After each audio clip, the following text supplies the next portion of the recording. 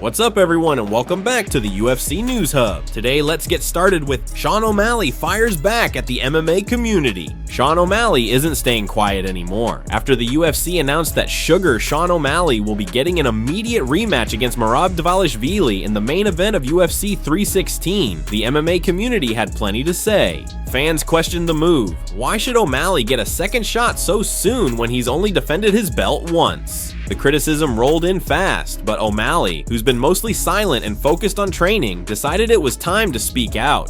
On a new episode of the Ariel Helwani show, O'Malley didn't hold back. Don't watch. Saturday night, June 7th, watch your reality TV show, don't watch the fight, Sean O'Malley said, frustrated but calm. He admitted he understands where people are coming from. I do understand where they're coming from, 100%. My last fight, I don't think a lot of people went and rewatched it. It's not one of those fights that's super worth rewatching, unless you do. I think the second time watching it, it's a little bit closer than the first time you watched it live. O'Malley knows that once fans make up their mind, it's hard to change it. I don't think many people rewatched it or were interested in rewatching it. Their opinion is going to kind of just stay the same. But again, if they're not interested, don't watch it. But when I go out there and win, I guarantee people are gonna go and rewatch. There's a confidence in his voice that feels unshakable, a belief that he's gonna make the doubters eat their words. Sean also pulled back the curtain a bit on how the rematch came together. It wasn't some long negotiation, some drawn out back and forth. He made it clear to the UFC that he wanted the rematch, and not just to get the belt back, but to run it back with Merab specifically. I'm very grateful for the UFC giving me the rematch. It wasn't even, I wanted the belt back. I wanted Merab. I wanted that fight back, O'Malley explained. The tone in his voice shifted when he talked about his loss to Chito Vera, a fight that haunted him for years. I had to wait 3.5 years to prove that the first Chito fight wasn't the way it was supposed to play out. This one, I didn't have to wait nearly as long, but I'm excited to go out there and do something similar in the rematch with Merab, he said, sounding like a man on a mission. There's a hunger in O'Malley now, a fire that's burning even hotter after undergoing hip surgery. He's coming into this rematch feeling stronger than ever, both physically and mentally. Talking again with Helwani, he reflected on what went wrong the first time. I literally grappled more today than I did that entire last camp. I know I can wrestle better than I showed in that last fight. That was borderline embarrassing, Sean admitted without hesitation. It's rare to hear a fighter speak this candidly. No excuses, no deflecting blame, just brutal honesty and a promise to come back better. UFC 316 isn't just another fight on the calendar. For Sean O'Malley, it's redemption. It's about shutting down critics, correcting mistakes, and proving that he still belongs at the top of the division. Whether you're a fan or not, you can't deny that there's something electric about a fighter with something to prove. Before we continue, subscribe and click the bell icon to help support the channel. Henry Cejudo's UFC belt was stolen last night. MMA reporter Dylan Rush posted this to his Instagram story today. It says, "Someone broke into Henry's studio last night at 4:45 a.m. and stole his first UFC belt while I was sleeping on the couch. I woke up and watched the guy stand there for 2 minutes thinking it was Henry because it was dark. Then I heard a crash, the shelf fell, and the dude ran out."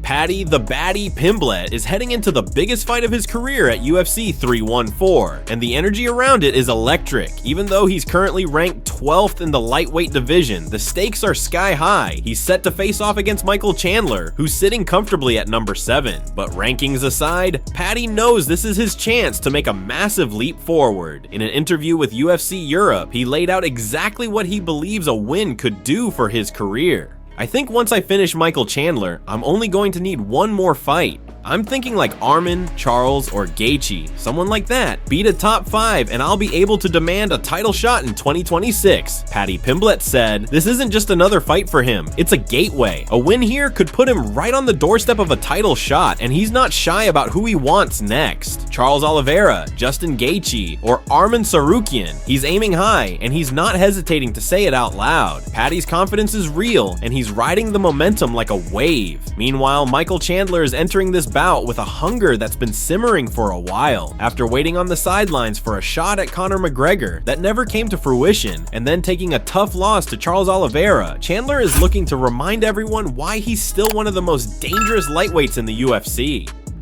There's no doubt this fight is personal, and Chandler has something to prove. Interestingly, Henry Cejudo, also known as Triple C, weighed in on the matchup during the latest episode of his show with Kamaru Usman. He didn't hold back when talking about Paddy. "I'm smelling an upset. He's a lot better than what I thought. We gotta put some respect on that dude's name. He's only gotten better, and a win over Michael Chandler puts him in a very good position," Henry Cejudo said. That kind of praise from a former double champ isn't just a compliment, it's a warning to the rest of the division. If Paddy pulls this off, it could change everything. Of course, Michael Chandler has his own post-fight plans. Win or lose, he's expected to call out Conor McGregor again, trying to reignite the super fight that's been teased for what feels like forever. But if Paddy gets his hand raised, the conversation might shift fast. Suddenly, the spotlight could be on him, and the question won't be about Conor anymore. It'll be about which top contender he'll face next. Will it be Oliveira, Gaethje, Tsarukyan? All eyes are on UFC 314 this weekend. Whether you're rooting for the rising star or the seasoned veteran, this fight promises to shake up the lightweight landscape in a big way. Robert Whittaker recently gave his thoughts on the upcoming fight between Alexander Volkanovski and Diego Lopes, and he had a lot to say, especially in response to the growing talk that Volk is washed. Right from the start, Rob made it clear he doesn't agree with that take. As soon as he lost, they started throwing his age around and calling him washed, which is the silliest thing I've ever heard, Robert Whittaker said. He acknowledged that yes, Volk is 37 now, and yes, he's coming off 2 tough knockout losses. First to Islam Makhachev, then to Ilia Topuria, but he pushed back hard against the idea that those setbacks define where Volk stands as a fighter today. Rob emphasized that everything depends on which version of Volkanovski shows up on fight night.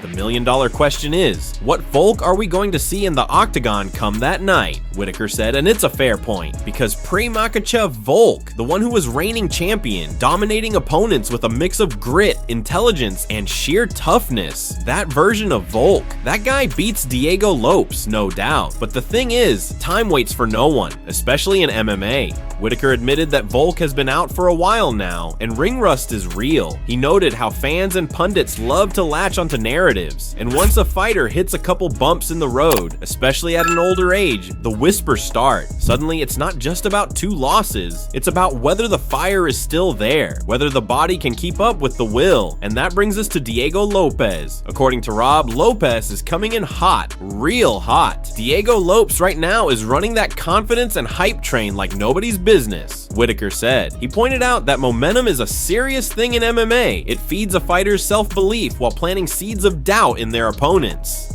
Lopes is not just confident, he's dangerous. He ran through Brian Ortega and did it with style, and now he's never been closer to a title shot. That hunger, that edge, that savage energy he brings, it makes him a real threat. Whittaker talked about how Lopes is still only 30 years old. He's in his prime, and you can see in his performances that he's absolutely starving for that top spot.